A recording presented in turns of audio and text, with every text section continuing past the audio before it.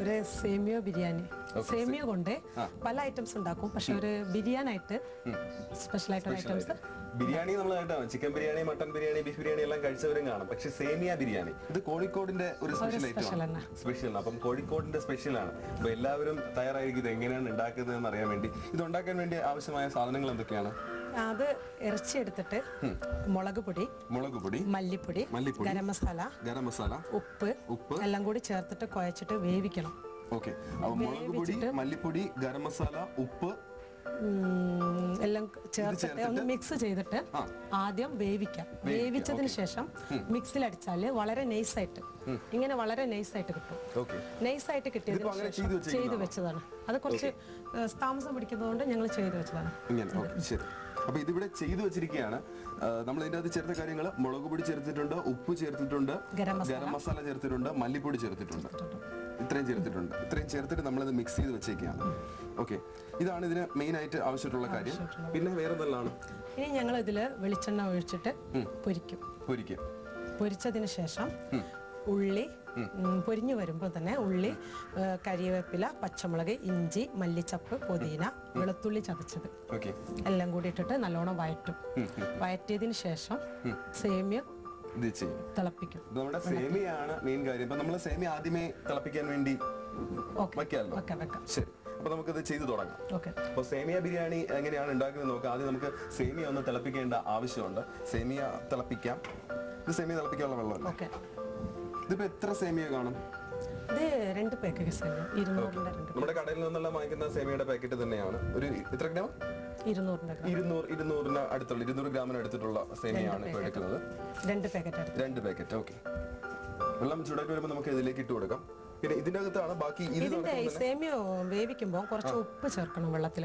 Okay, നമ്മൾ നേരത്തെ ചില എപ്പിസോഡുകളിലെല്ലാം ചില കാര്യങ്ങൾ പറഞ്ഞിരുന്നു. അതിലൊന്നാണ് ഈ സവാള ഒന്ന് പെട്ടെന്നൊന്ന് നമ്മൾ വഴറ്റി എടുക്കുമ്പോൾ പെട്ടെന്ന് വരാൻ വേണ്ടി നമ്മൾ മഞ്ഞപ്പൊടി ചേർക്കുന്നത് പലയിടത്തും കണ്ടിട്ടുണ്ട്. അതുപോലെ തന്നെ ഇവിടെ സേമിയ വേവിക്കാൻ വേണ്ടി കുറച്ച് ഉപ്പ് നമ്മൾ വെള്ളത്തിലേക്ക് ആദ്യമേ ചേർത്ത് കൊടുക്കുന്ന ഒന്നാണ് ഇപ്പൊ നമുക്ക് സുൽഫത്താത്ത പറഞ്ഞേക്കുന്നത്.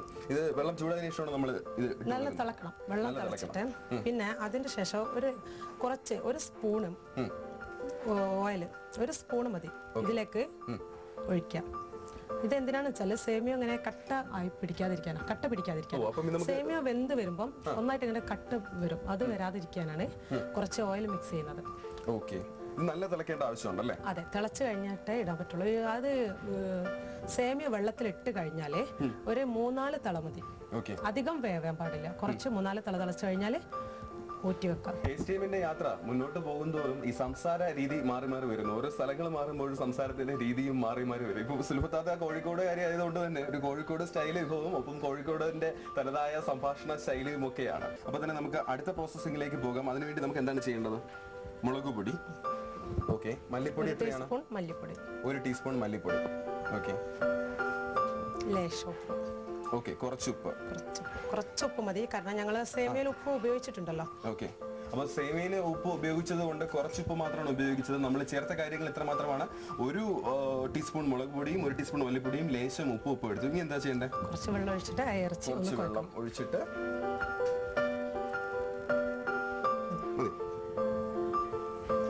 വെള്ളം ഒഴിച്ചു കൊടുത്തു. അതിനുശേഷം നമ്മൾ നന്നായിട്ട് മിക്സ് ചെയ്യുക.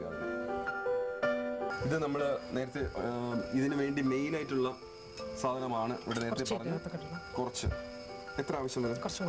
കുറേ വേണം. ഓക്കെ, കുറച്ച് പറഞ്ഞുകൊണ്ട് ഞാനും ചെറിയ സ്പൂൺ, വലിയ സ്പൂൺ അത് കുഴപ്പമില്ല, ഇതിന്റെ ഒരു ടേസ്റ്റ്. കാരണം ഇതിൽ ആദ്യം മിക്സ് ചെയ്തതുകൊണ്ട് ഒരുപാട് വേണ്ട മറ്റേത്. അപ്പോൾ ഈ പാത്രത്തിലാണ് നമുക്ക് അടുത്ത പ്രോസസ്സിംഗ് ചെയ്യേണ്ടത്. പക്ഷേ സൗകര്യത്തിന് വേണ്ടി നമുക്ക് ഈ പാത്രം മാറ്റി തിളയ്ക്കുന്ന വെള്ളം ഒരുവിധം തിളച്ചുകൊണ്ടിരിക്കുകയാണ്. അപ്പോൾ ഇതിനെ ഇങ്ങോട്ട് മാറ്റി ഇതിനെ ഇങ്ങോട്ടാക്കാം. ഇനി നമുക്ക് ഇതിലെന്താണ് ഓയിലാണ് ആദ്യം ഒഴിച്ചു കൊടുക്കുന്നത്. ഓയിൽ എത്ര ഓയിലാണ് ആവശ്യം? പൊരിക്കാൻ വേണ്ടി മാത്രം. ഇതിൽ 1 സ്പൂൺ ഓയിൽ ഒഴിച്ചിട്ടുണ്ട്. ഉണ്ടല്ലേ? ശരി. സുൽഫത്താത്ത എന്തെല്ലാമാണ് ഇതിന് ചേർത്തത്? നമ്മൾ ഗരം മസാല ചേർത്തു, മുളക് പൊടി ചേർത്തു, മല്ലിപ്പൊടി, ഉപ്പുപൊടി, മിക്സ് ചെയ്ത സാധനം നമ്മളിപ്പോ വേറൊരു പാത്രത്തിലേക്ക് എണ്ണ ഒഴിച്ച് അതിലേക്ക് വെച്ച് ഒന്ന് ഇതിനെ ഒരു പരുവമാക്കി എടുക്കും. ഇപ്പം ഇതിന്റെ എത്രയാണ് അളവെന്നുള്ളതെല്ലാം കണ്ടതിന് ശേഷം ഞാൻ പറഞ്ഞു തരാം. നിങ്ങൾ കണ്ടുകൊണ്ടിരിക്കുക. കോഴിക്കോടുകാരുടെ ഒരു സ്പെഷ്യൽ ഐറ്റമാണ് സേമിയ ബിരിയാണി. അതുകൊണ്ട് തന്നെ നമുക്കിപ്പം തിരുവനന്തപുരത്തായിരുന്നാലും, കൊല്ലംകാരായിരുന്നാലും, ആലപ്പുഴക്കാരായിരുന്നാലും, കോട്ടയംകാരായിരുന്നാലും ആയിരുന്നാലും ഒന്നും മടിക്കേണ്ട ആവശ്യമില്ല. കോഴിക്കോടിന്റെ രുചി ഒരു പ്രത്യേകത തന്നെയാണ് ഓരോ കാര്യക്കും, പ്രത്യേകിച്ച് സ്പെഷ്യൽ ഫുഡ്സിന്റെ കാര്യത്തിൽ. അപ്പോൾ ഈ കോഴിക്കോടൻ ഐറ്റം സേമിയ ബിരിയാണി വീട്ടിൽ ഉണ്ടാക്കി കൊടുത്ത് പ്രശംസ നേടാൻ വേണ്ടിയുള്ള അവസരം കൂടിയാണിത്. നല്ലപോലെ ഫ്രൈ ആയി വരേണ്ട ആവശ്യമുണ്ട്. ഓക്കെ, ഒന്നുകൂടി ഫ്രൈ ആണ്. ഇത് നമ്മുടെ വെള്ളം തിളച്ചു, നമുക്ക് സേമിയ ഇട്ട് കൊടുക്കാമോ? ശരി, വെള്ളം തിളച്ചു. അപ്പോൾ വെള്ളം തിളച്ചപ്പോൾ തന്നെ നമുക്ക് സേമിയ അതിലേക്ക് ഇട്ട് കൊടുക്കാം.